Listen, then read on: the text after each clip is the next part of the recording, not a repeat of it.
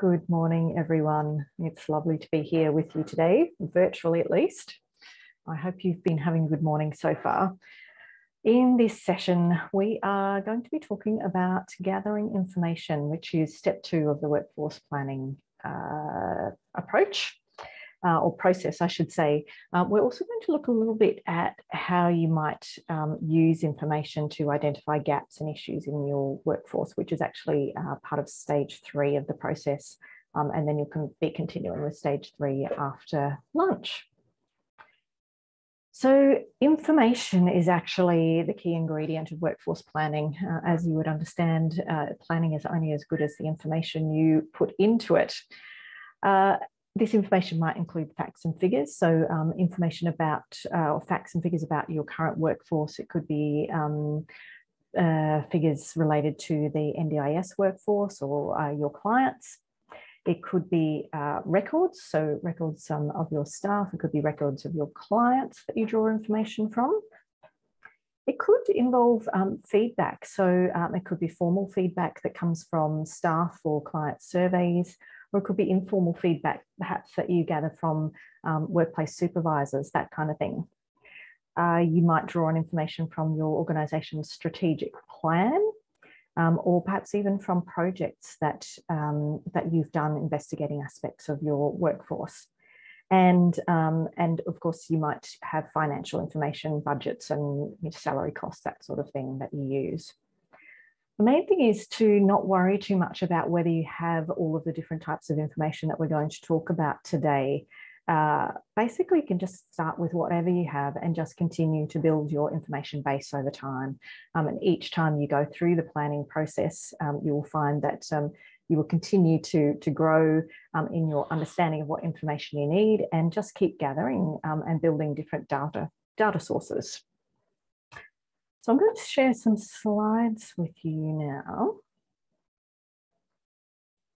And basically, there are 2 different types of information that you might need or that you do need for the workforce planning process. One is about workforce supply, which is information about your current workforce. And then the second lot is all around workforce demand. So this is information that will help you figure out what workforce you're going to need to meet your clients' needs into the future. And if you take workforce demand away from workforce supply, it will give you insights into any gaps in your workforce and any issues that you will need to address as you move forward with your workforce planning. So the way that we're going to look at workforce supply is to use the Analysing workforce supply template that's part of the, forms part of the toolkit. Now, you're not going to need the template at the moment because I've got an example we're going to work through together. But when you do go to look for it later on, you'll find a link to the template on page 19 of your toolkit. And it's also there on the Workability website. And I'm sure Mandy has talked you through that this morning.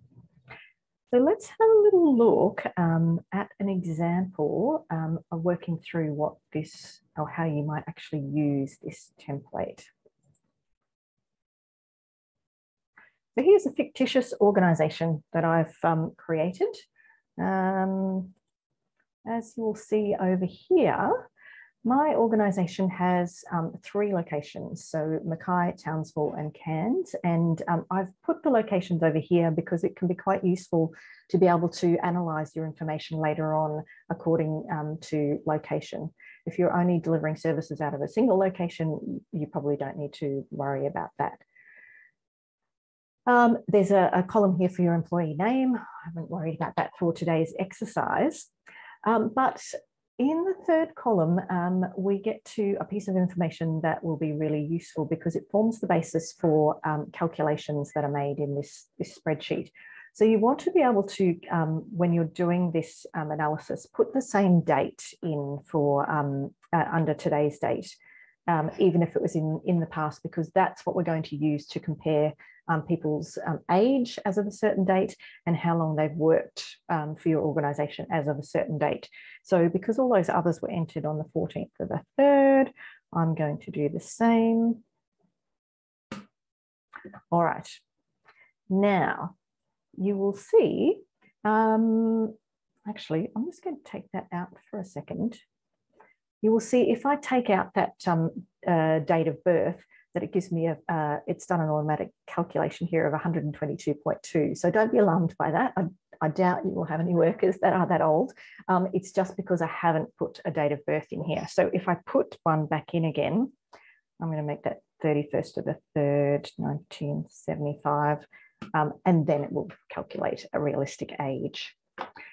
Similarly over here, if I take that out, which is the date the person commenced working for the organisation, I'll get that same 122.2 showing up again. So if I put an actual date in there again, I'm going to make that 31st of the 3rd, oops, 2019, then I'll find that this person has actually been working for the organisation for 3 years.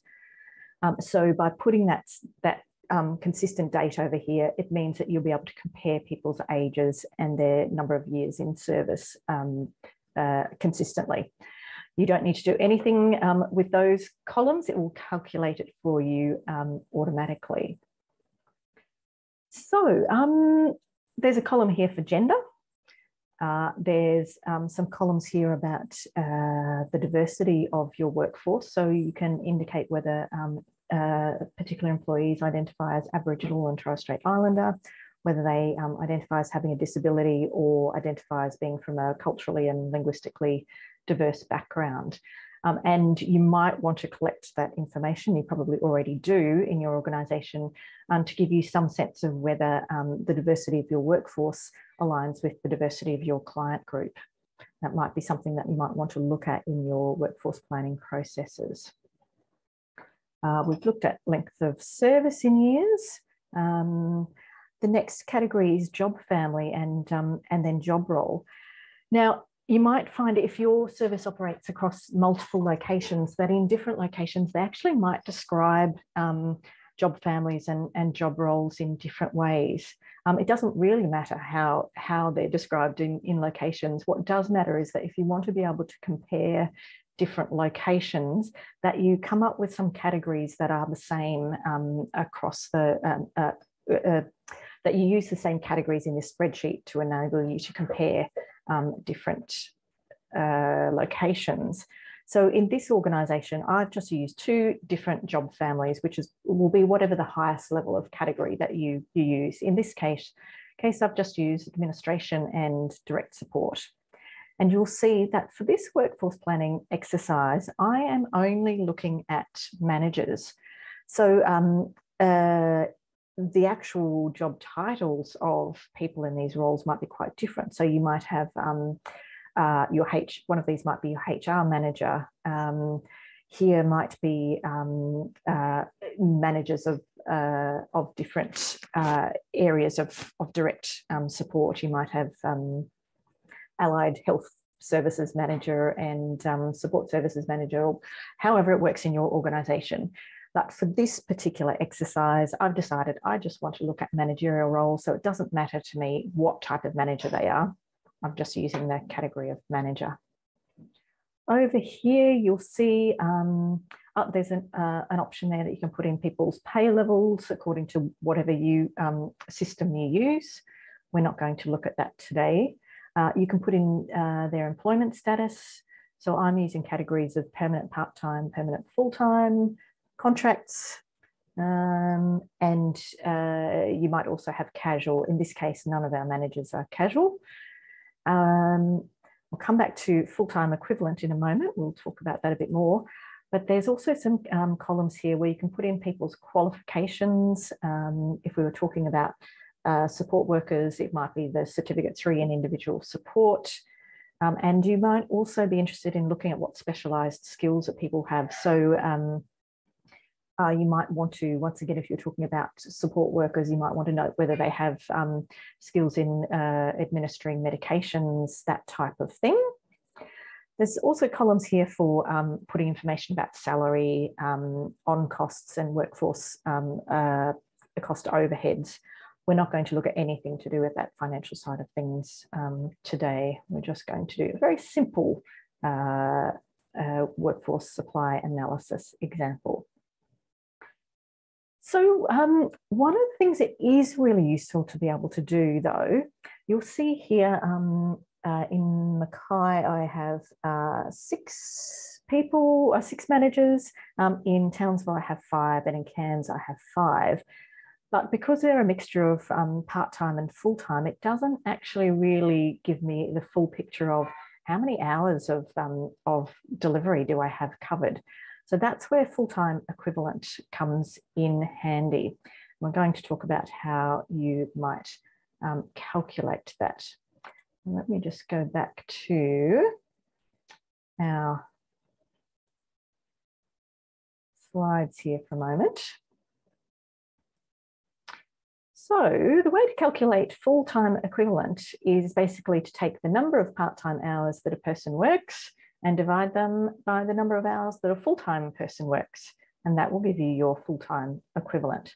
So if we worked through as an example, one of our managers, Jane, works 20 hours a week, and in this organisation, a full-time role is 38 hours a week, which I gather is pretty standard across the industry. So if any of you wanted to whip out your calculators briefly, what would that work out as in terms of full-time equivalent? I'll give you a moment to just figure that out.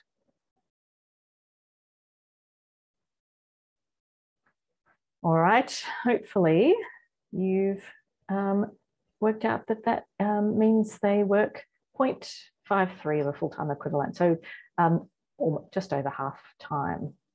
So that's a really useful calculation to be able to work out right across your, for each of your employees, and that way you'll get a better sense of how much service delivery there is. Now, if we go back to our spreadsheet again, this is where you would put in your 0.53 for Jane, and obviously a permanent full-time person is going to be 1 full-time equivalent. Now, even with just putting in this basic amount of information for each person, in this case, each manager in my organisation, I can tell quite a bit about my workforce. So I'm going to give you a few moments to have a look at what's showing up on the spreadsheet so far, and look at what can you tell already from this supply analysis that you might want to look at in your workforce planning process. So I'm going to disappear for a moment and give you a few minutes to talk about that.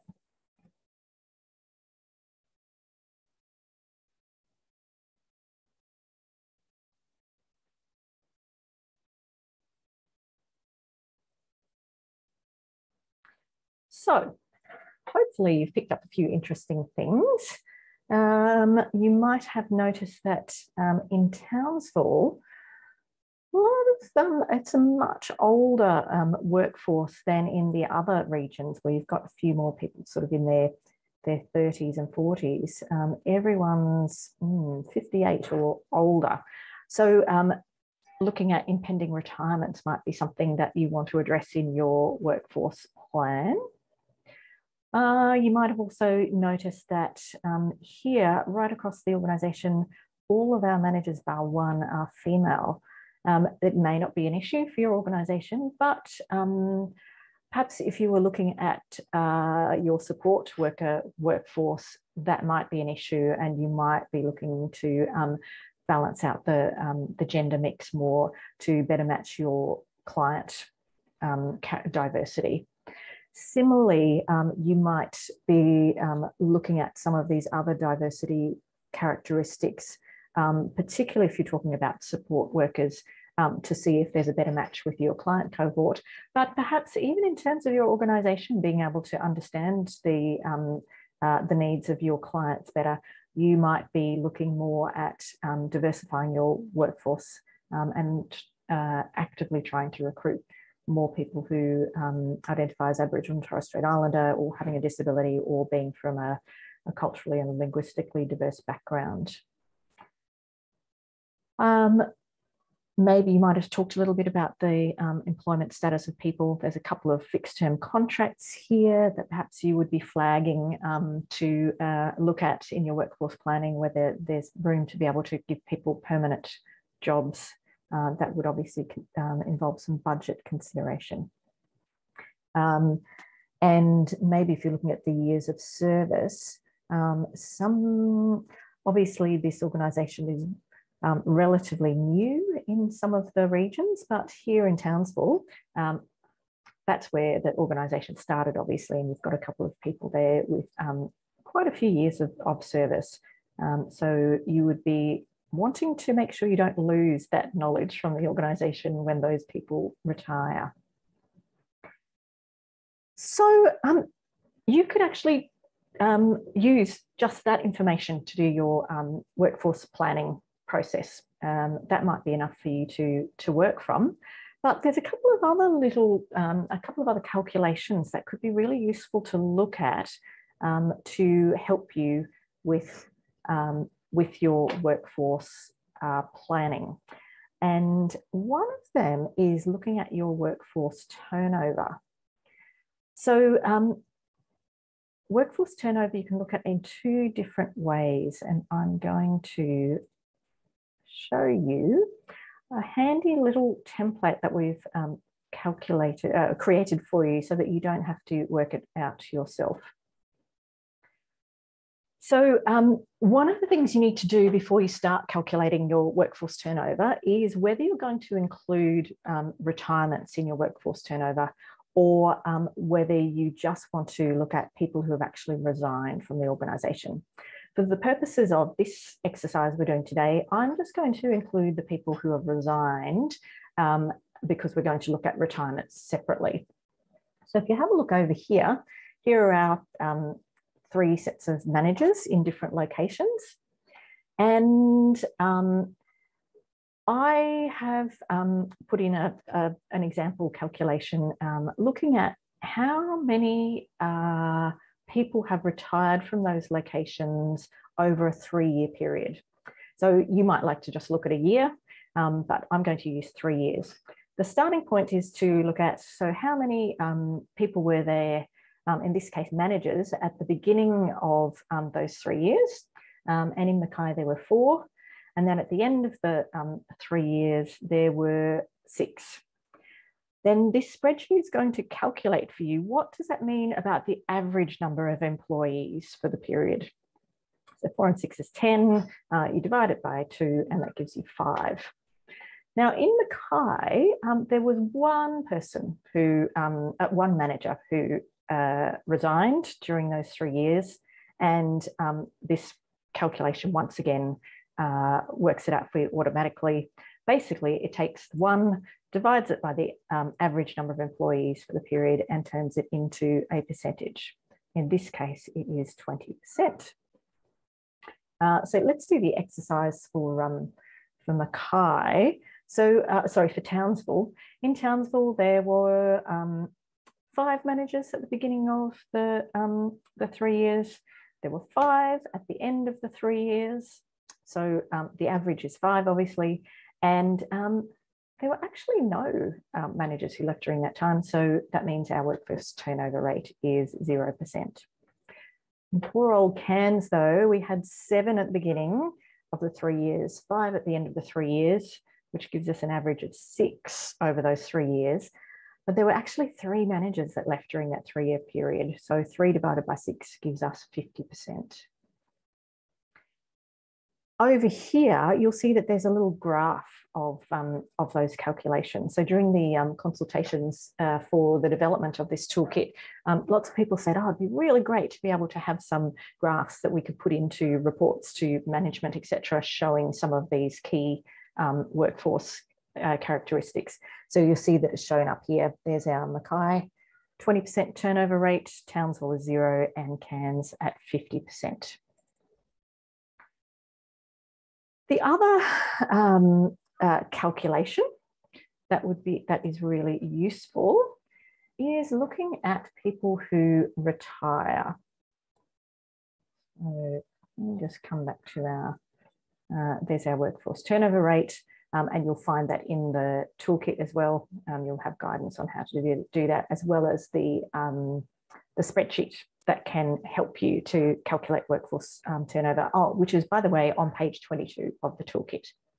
So the other calculation that's really useful to do is predicting retirements. As I mentioned before in this exercise, I'm keeping them as a separate calculation just so that you can see how it might work. There is no set way of doing this because it's, it's everyone's best guess as to how many people are likely to retire over the coming period. So the first way you could to predict what the number of retirements might be is to just take everyone who has reached pension age, which is at the moment age 65 to 67, and just count them as being a retirement in that year. Another option is that you could count everyone who reaches preservation age, which under current rules, that's when they can access or start to access superannuation. So everyone who reaches that preservation age, which is currently 55 to 60, depending on when you were born, you could just count everyone in that group as being likely to retire.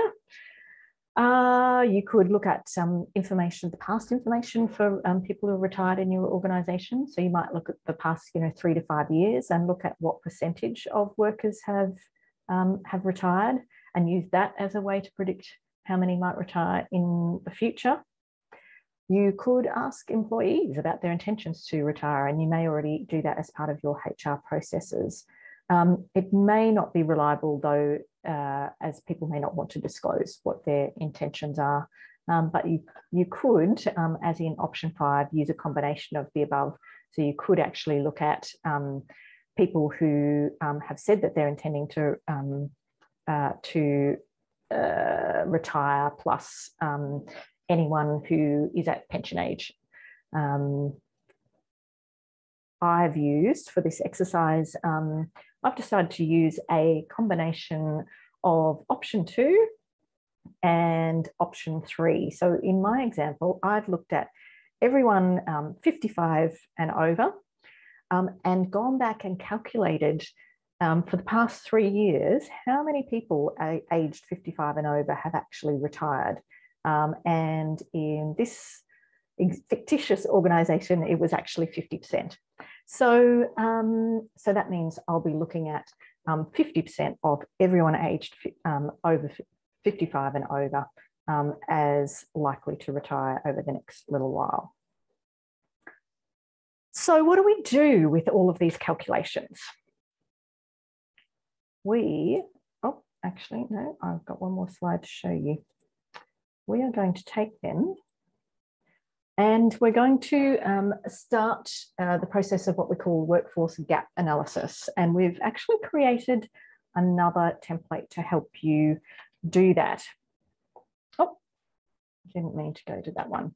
So let's have a little look at what our gap analysis template might look like if we just put in this information that we've collected so far. So over here, you'll see here's our 3 locations, and I've grouped the information together, the managers in direct support and managers in administration. And you'll see I've counted up the number of people from our workforce supply template and separated them out, those in full-time, part-time, contract. I've added up all their full-time equivalent hours, and here's the head count. So you'll see I've got 4 staff, and together they, this is those in direct support, together they equate to 3.5 full-time equivalent hours. Over here, I'm just going to move this along a little bit. Over here, I have worked out our predicted resignations or people at the end of their contract in this time. And so here's our for Mackay, we calculated before 20% turnover over the past 3 years, and 50% of those aged 55 plus likely to retire. So if we look at our, resignations. So if we take our 20% of the 4 people, it actually works out to be slightly less than 1 person, but you could put in points of persons, but it's probably not very useful. So I'm just going to round it up to 1 person. So that means each year, if I go by 20% of those 4 people, it's likely that one of those managers is going to retire. So in Mackay, one of these people working in direct support was aged 55 plus. And we've said that half of people aged 55 plus are likely to retire. So we've got a 50-50 chance that they might retire in the next year. So I've decided that they're not going to, and let's put that 50% over into year 2. So you can see if it actually works out less, that you can just decide which year you're likely to put them into. This might be where information about people's intentions could actually help you to make the information a bit more accurate. I've done the same for all of the other roles here. You'll see here in Townsville, we have 0% turnover. So I'm not predicting anyone that's going to resign. There could be some contract ends there, so I haven't taken those into account at the moment. But if you've got someone on a fixed term contract, you'd want to put them in here as well. Similarly, down here, we've got a 50% turnover. 50% of 3 is 1.5. So I've put 1 person in this year and then put the extra half into the second year. So you can see it's not an exact science, but it gives you a bit of an idea about what you might actually need to think about. And even if in the future, so this next column is looking at your future planned full-time equivalent and future planned headcount, and we'll look at a moment at how you might actually go about figuring that out. So even if that's going to stay exactly the same, so you're not planning to grow the organisation at all, you're just going to keep the same number of staff, obviously, because some of them are going to resign and some of them are going to retire, you're going to have a gap. So this final set of columns over here have some formulas in them again that will automatically calculate for you how many new people, how many new managers you're going to need to recruit over the coming years. So at the end of year 1, you can see you're going to need in Mackay 1 new manager with indirect support. In year 2, you're going to need 2. In year 3, you're going to need another one. So that's a fair bit of recruiting that you're going to need to do over the next little while. And then I've just added some totals down here. And you'll see that across all of the 3 sites, in the next year, I'm going to need 5 new managers. So that's going to need a bit of a strategy to keep us going. Year 2, we're going to need 9 new managers. So I'd want to be planning for that now. And then you can see how many of them are in direct support and how many of them are in administration. So this is the kind of information then you can take and start to build your workforce plan for the years ahead. I'll pause that share for a moment.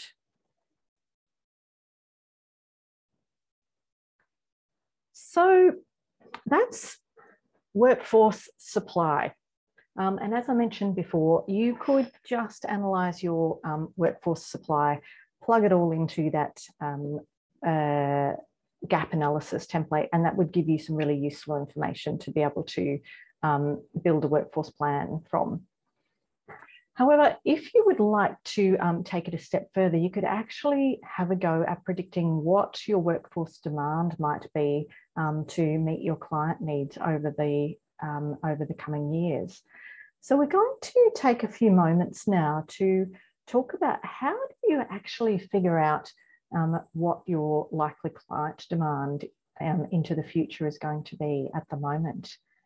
I'm going to pause and have maybe 5 or 10 minutes to have a discussion. What sorts of information and what sorts of information sources do you use at the moment to figure out what kind of workforce and what kind of client needs are you going to have going into the future?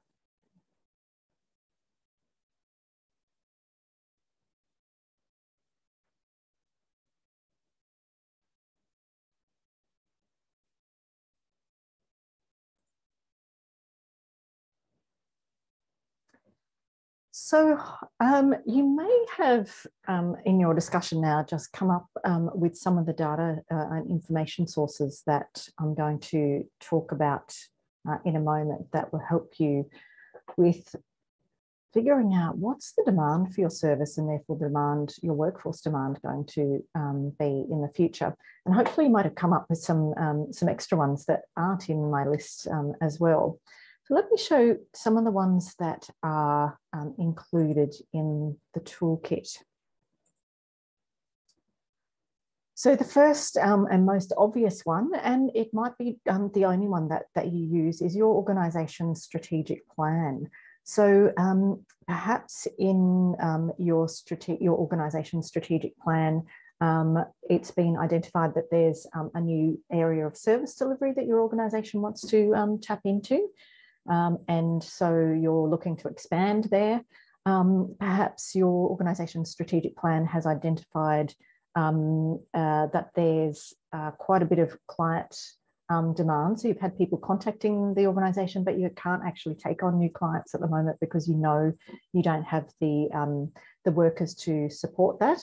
That goes a little bit down into that fourth point there about your organisation's own data.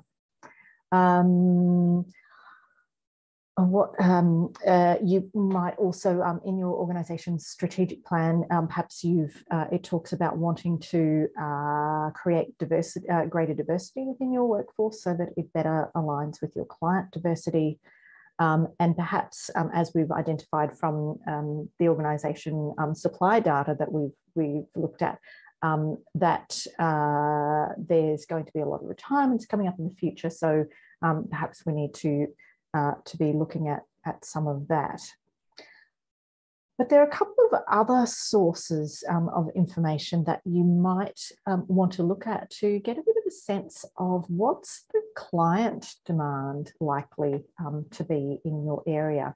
And the first one that you may have come across, but some of you may not, is the Boosting the Local Care Workforce has developed an NDIS demand map. And we're going to have a little look at that now. So the link to this is in your toolkit, and basically the demand map provides a forecast of what the demand for the NDIS is likely to look like by 2023, which is when NDIS was predicted to be fully operating. And that the growth of participant numbers starts to ease. Now, obviously, we may not actually be at that point in lots of areas, but that's what this information is based on, and it gets updated regularly based on new NDIS data. So it's based on postcode. There's lots of information there about how to use the demand maps. Let's have a look at what they actually look like. So I'm going to use Mackay as an example to look at today and see what that comes up as.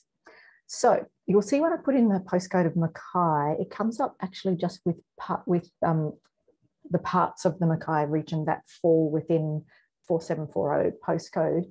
You might actually, if you see over here, you might like to look at other parts of the region as well.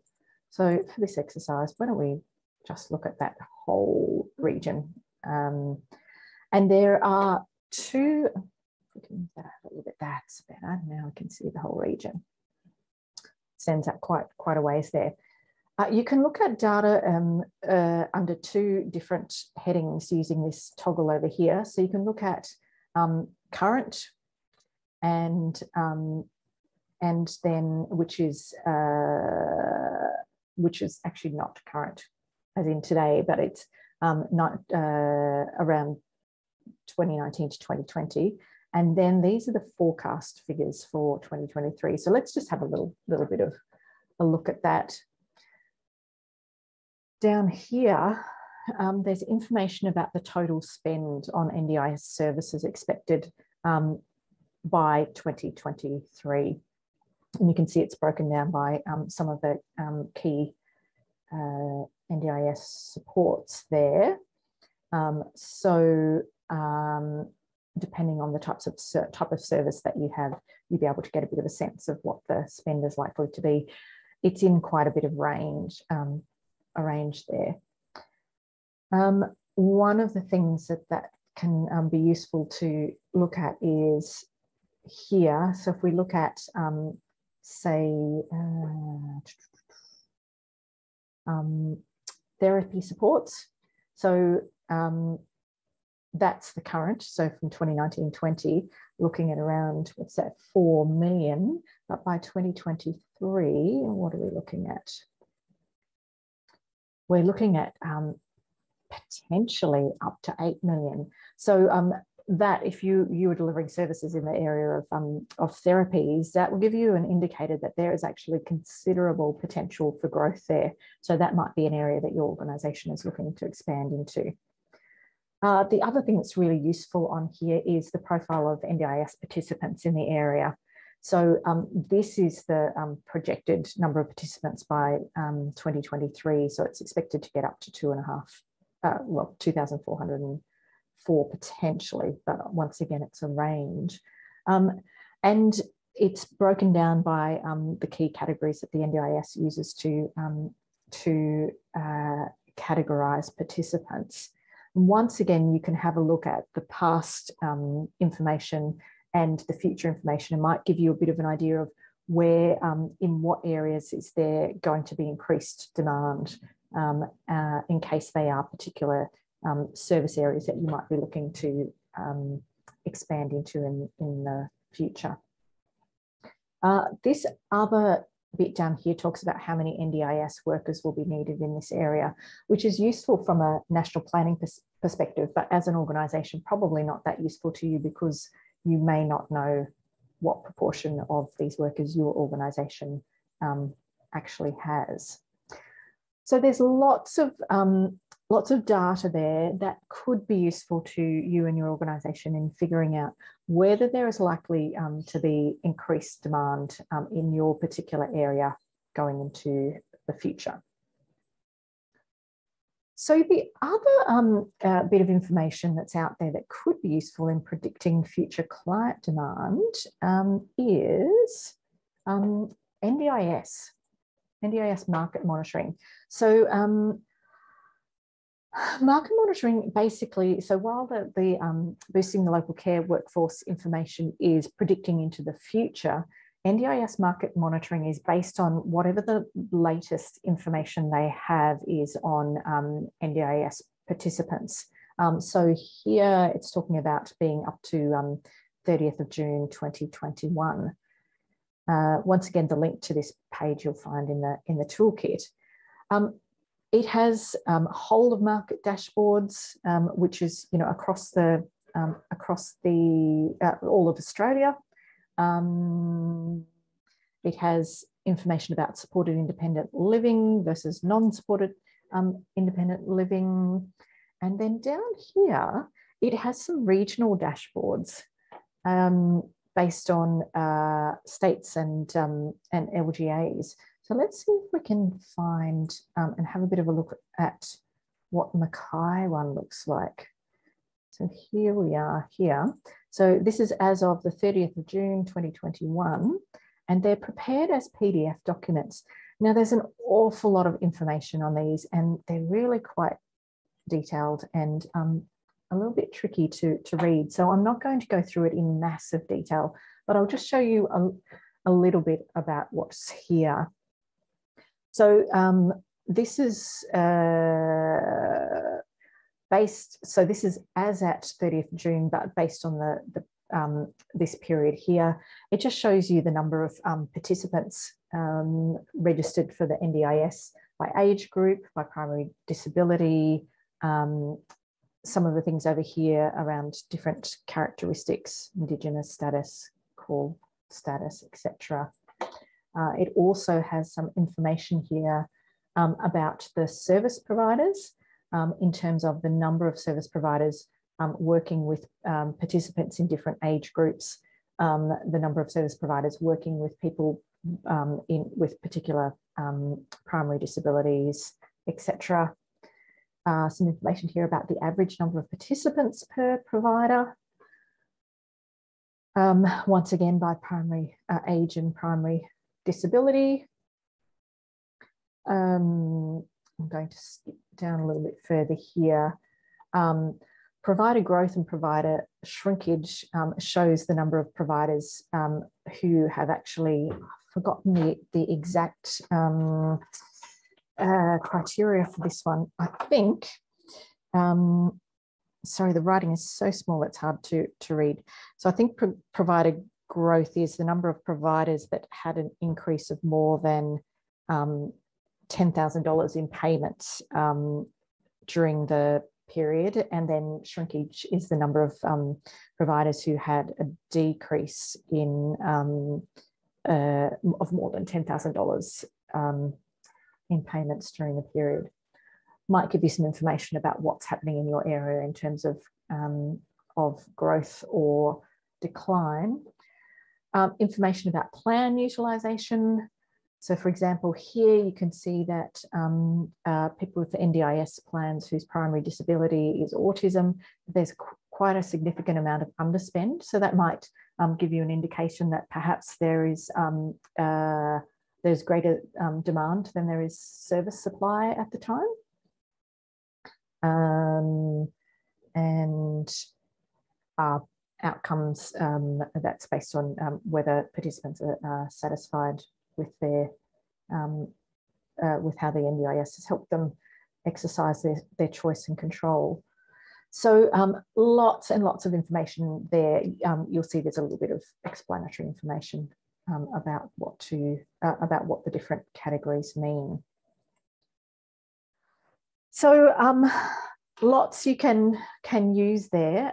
You may or may not want to use those demand maps or market information, but certainly I would encourage you to use your organisation's strategic plan or looking at your organisation's client data and looking at patterns to date to see if you can get some sense of what future demand might be likely to be. And you'll find lots of information in your toolkit about how to do that. We're not going to go through it today. But what I would like to just show you, if we go back to our workforce gap analysis again, if I can find it, here we go. Here's our example from before, but this time I've added in a little bit of information about predicted demand. And so in this organisation, this fictitious organisation, we've worked out that across, based on the organisation's strategic plan, across the board, we are wanting to grow the organisation by 20%. However, in Townsville, they've identified that there's actually a significant gap in service delivery at the moment. So they're planning to expand the organisation considerably and take on quite a few clients. So they're actually predicting 40% in client growth over the next year. Perhaps it's a new service delivery area that they're taking on, and then 20% growth each year after that.